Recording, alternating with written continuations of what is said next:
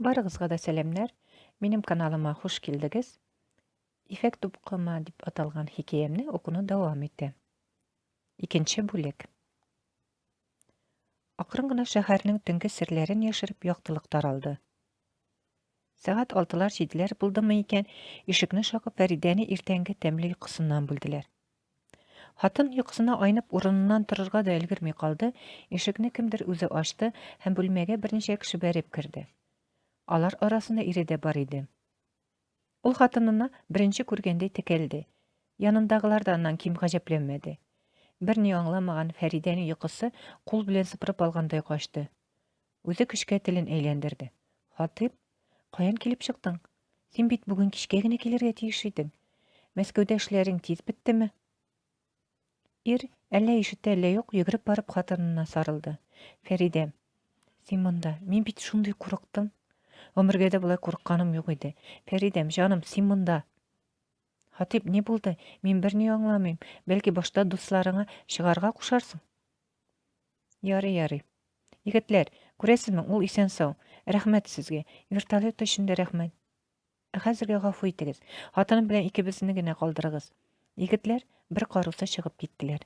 Хатип исә берничә сүз белән генә хатынына эшнең нидә икәнен аңлатып бирде. Берничә сәгать элек аңа хатыныгыз бездә, әгәр дә аның исән-сау булуын теләсәгез, кире Төркиягә китегез. Ниятләрегездән баш тартып кайтып китегез дигәннәр. Ул бу хәлгә ышанмаган, дуслары ярдәмендә вертолет табып, Казанга очкан, Фәридәнең буларны ишеткәч куркуыннан башы авыртырга тотынды. Ире аны: "Бу кемнеңдер усал шаярыуы гына, яки берәрсе менә шушылай мине алдап куркытмакчы була. Алар әйтте дип Төркиягә кире китсәм, иртәгәгә очрашуда була алмас идем. Менә шул гына. Фәридә, зинһар, борчылма, күреп торасың, сине берәү дә урламаган. Барыбер әллә ничек килеп чыкты бит. Башта атылып килгәч, сиңа берәр нәрсә булгандыр дип курыктым, ә хәзер үзем өчен куркам. Фәридәм, тынычлан, яме, башка берни булмас. Кил әле яныма. Утыр, я инде, елмай. Безгә хәзер берни булмаганга сөенергә генә кирәк. Фәридә. Ир хатынының колагына ярату сүзләре пышылдады. Берникадәр вакыттан соң алар бүлмәләренә иртәнге аш кертүне сорадылар. Кара-каршы утырып кофе эчкәндә сәгать 10 җитеп килә иде. Төнге хәлне икесе дә куркыныч төш күрүгә генә тиңләделәр. Әлеге төшнең бер-берсен якынайтып җибәрүенә күңелдән генә сөенделәр. Фәридә эш дип соңгы вакытларда хатыны турында оныткан иреннән, Хатип иң якын кешесен югалтмаудан канәгать иде. Әмма аларга онытылырга озак вакыт бирмәделәр. Юк-бар сөйләшеп көлүләрен иренең кесә телефоны бүлде. Телефоннан сөйләшә башлауга аның әле генә елмайган иреннәре ачудан кысылды. Аннары кырыс кына: 5 минуттан офиста булам, шунда сөйләшеп бетерербез, диде дә трубкасын атып бәрде. Тиз генә кофесын эчкәч, ашыгыч эш бар дип чыгарга ашыкты. Хатипның булай кискен генә чыгып китүе беренче тапкыр булмаганга, Фәридә аптырамады да. Аны елмаеп үбеп озатып калды. Фәридә тумышы белән шушы җирлектән. Иреннән алда Татарстанга ашкыну туган илен тизрәк күрәсе килүдән иде. Ул Хатипның Мәскәүдә эшләрен бетергәнне дә көтеп тормастан, бер көн алдан Казанга кайтып китте. Сагыну сагышын басарга теләп, ялгыз гына шәһәр урамнары буйлап йөрисә, Казансу яры буенда тын гына басып торасы килде. Башта аның үзе туып үскән урамда, кунакханәдә берничә көн генә булса да яши алмавы борчыган иде. Чөнки аның килүенә консуллыкта башка кунакханә әзерләп куйганнар. Шулай да ул җаен тапты. Үзе туган урамдагы кунакханәгә урнашты. Аннары иренә үзе теләгән җиргә урнашуы турында әйтеп шалтыратты. Бу хакта исә консуллыкта да, башка дуслары да белми калдылар. Ул үткәндә калган якты хатирәләрне барлый Казансу яры буйлап йөрде. Кияүгә чыгып бөтенләй белмәгән чит җиргә китүенә дә 8 елга якын икән инде. Әтисе белән әнисе башка шәһәргә күчкәнгә дә 5 ел булган. Алар күчкәнче ул Казанга еш кайта иде. Аннары газиз кешеләре киткәч, кайтмас булды, чөнки аны берәү дә көтми, каршыламый бит. Ә менә бу юлы сагыну хисе җиңде, берәү көтеп тормаса да Казанга кайтырга җай килүгә юлга җыенды. Менә хәзер ул кабат Казансу яры буенда. Күз алдына менә шушы яр буена әти-әнисенә ярып су кыйнарга килүләре, Үсә төшкәч, дуслары белән биредә туплы уйнаулары, аннары нәкъ шушында Хатип белән танышуы күз алдына килде. Соңгысы хакында уйлауга үзе дә сизмәстән көлеп куйды. Көлмәслек тә түгел шул. Алай итеп кем генә таныша икән? Фәридә ул вакытта коенырга ялгызы гына төшкән иде. Комлыкта халыкта күп түгел, рәхәтләнеп кызын да кызын. Кыскасы, ул бераз ятып торгач суга керде. Тик киемнәрен, сумкасын караусыз калдыруы, аларны урлап китүләре бар дип уйламады да. Суда әллә ни озакта тормады инде. Әмма ул яткан урынына килүгә бары тик сөлгесен генә күреп, үз күзләренә үзе ышанмады. Тирә-юньдәгеләрдән сораштырып караса да бернинди файда күрмәде. Шушылай көпә-көндез үзен талатып торганга хәрләнде.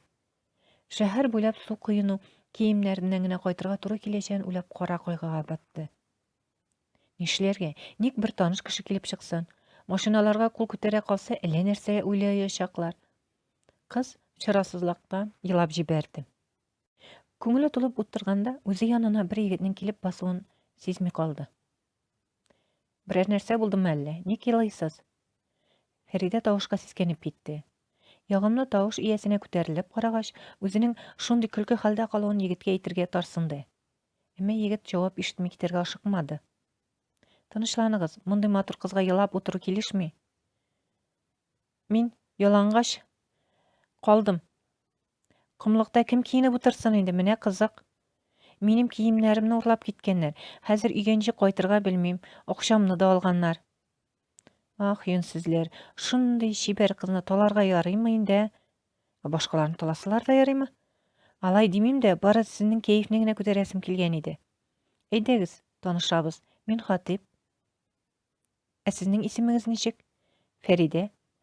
Хатип Фәридәне өенә үзе озатты. Юл буена машина туктатты, акча түләде. Шофер исә сөлгегә ураңа һәм тагын ирләр костюмы кигән кызны күреп башта аптырашта калган иде. Аннары барсын да аңлап алды. Хатип белән Фәридәнең танышулары әнә шулай көтмәгәндә, уйламаганда башланды. 8